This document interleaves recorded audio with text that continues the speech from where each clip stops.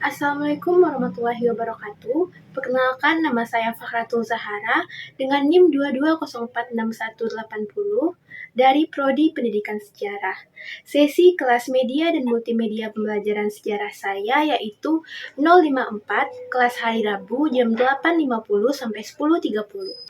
Nah, dalam video ini saya akan membahas salah satu peristiwa penting yang pernah terjadi di Indonesia pada zaman kolonial, yaitu Perang Diponegoro.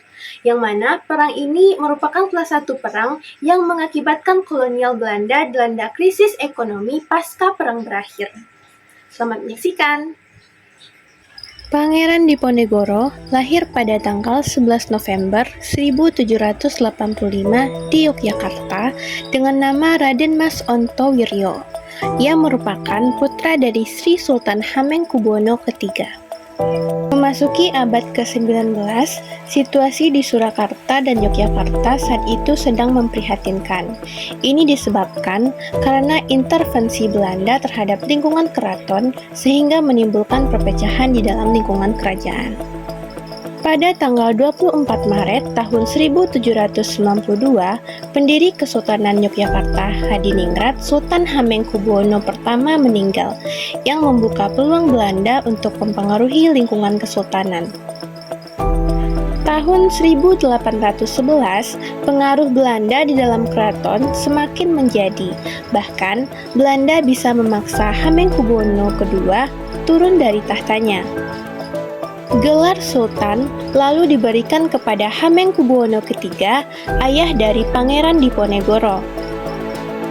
Intervensi yang dilakukan Belanda ini bahkan sampai membawa pergeseran budaya dan adat di keraton, hingga tidak sesuai lagi dengan budaya Jawa.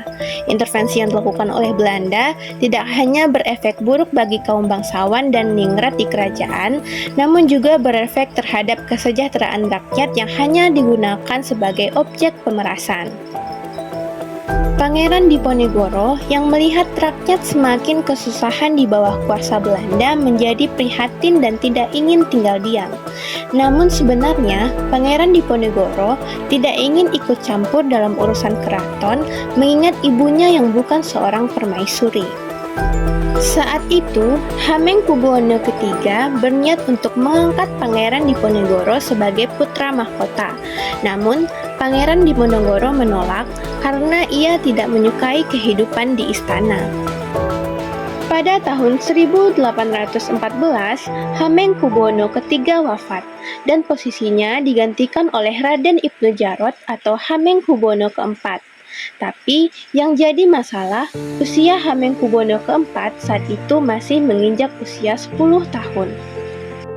Kondisi ini dimanfaatkan dengan baik oleh Belanda untuk semakin menancapkan pengaruhnya di keraton. Melihat kenyataan bahwa pihak Belanda terlalu banyak melakukan intervensi, Pangeran Diponegoro akhirnya memutuskan untuk melakukan sebuah perlawanan. Terjadinya Perang Diponegoro pada awalnya disebabkan oleh para bangsawan keraton Yogyakarta yang tidak suka dengan campur tangan Belanda terhadap urusan internal keraton, serta adanya penindasan, penggusuran tanah, dan kebijakan pajak yang berat oleh Belanda pada rakyat. Pada saat itu, Residen Smitherd juga memerintahkan Patih Danurejo memasang pancang untuk membuka jalan baru melintasi tanah Diponegoro di Tegarejo, yang mengakibatkan konflik terbuka antara Residen Smitherd dan Patih Danurejo melawan Diponegoro yang melibatkan kekuatan bersenjata karena Pangeran Diponegoro merasa marah dan mengibarkan bendera perlawanan. Pada pertengahan Juli tahun 1825, Pangeran Diponegoro bersama ulama dan para sahabatnya, Kiai Taptayani dan Kiai Nitiprojo, memobilisasi sekitar 1.500 rakyat di Tegarejo untuk melawan Belanda. Peristiwa itu membuat Residen mengirimkan surat pengadilan pada tanggal 20 Juli tahun 1825 kepada Pangeran Diponegoro untuk datang ke Loji dan bertanggung jawab. Namun, Pangeran Diponegoro menolak panggilan tersebut. tanggal 21 Juli tahun 1825, Presiden memerintahkan satu detasemen yang dipimpin oleh asisten Residen Chevalier untuk menangkap Diponegoro dan menghancurkan Tegarejo. Oleh karena itu, Pangeran Diponegoro dan pasukannya pindah ke Selarong. Pada Juli tahun 1825, di desa Selarong, strategi perang melawan Belanda direncanakan Pangeran Diponegoro bersama Pangeran Mangkubumi yang merupakan pamannya, Ali Basyah Setot Prawirodirjo yang menjabat sebagai Panglima Muda, serta Kiai Mojo dan para murid-muridnya. 3 minggu berselang setelah serangan Tegarejo oleh Belanda, rencana Pangeran Diponegoro akhirnya dilakukan dalam serangan ke keraton. Kali ini, pasukan Pangeran Diponegoro berhasil menduduki keraton.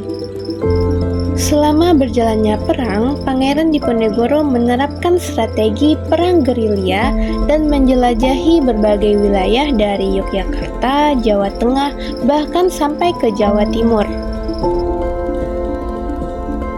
Keberhasilan menduduki keraton ini juga berhasil diikuti pada kemenangan-kemenangan tahun-tahun berikutnya dan meluas ke daerah lain seperti Banyumas, Kedu, Pekalongan, Semarang, dan Rembang.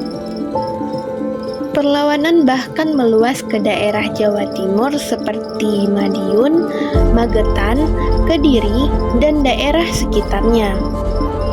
Pada tanggal 21 Maret sampai Juli tahun 1828,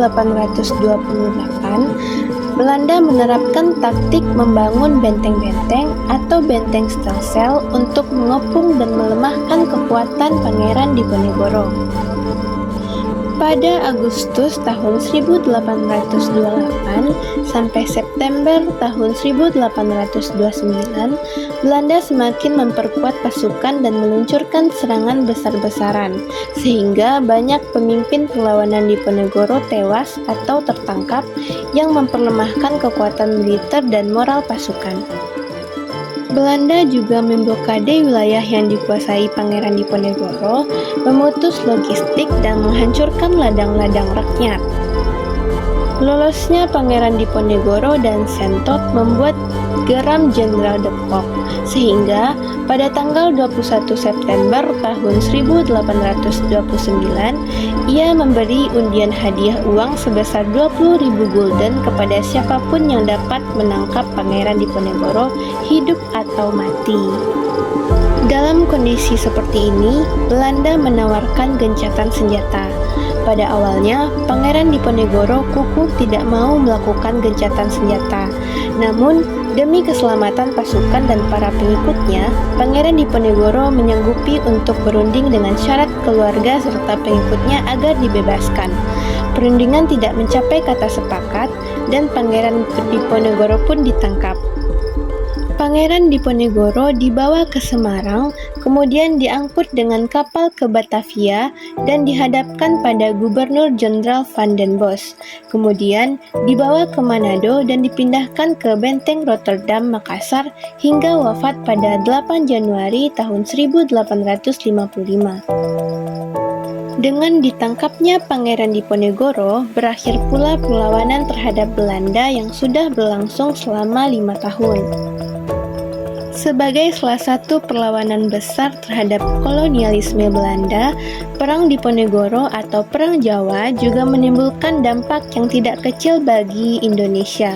Perang ini mengakibatkan tewasnya masyarakat Jawa sekitar 500.000 jiwa dan pihak Belanda sekitar 15.000 jiwa. Ribuan warga tewas, banyak yang mengungsi, serta terjadi kelaparan dan kemiskinan. Dan dari pihak Belanda mengalami defisit, Belanda memperketat kontrol dan mengubah sistem pemerintahan lokal, serta kesultanan terpecah dan kewibawaannya terhadap rakyat melemah.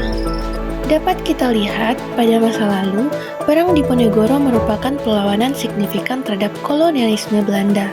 Pangeran Diponegoro, dengan dukungan luas dari masyarakat Jawa, berjuang untuk mengembalikan hak dan martabat rakyat. Pada era sekarang ini, Perang Diponegoro sering dipandang sebagai simbol perlawanan dan perjuangan untuk kemerdekaan.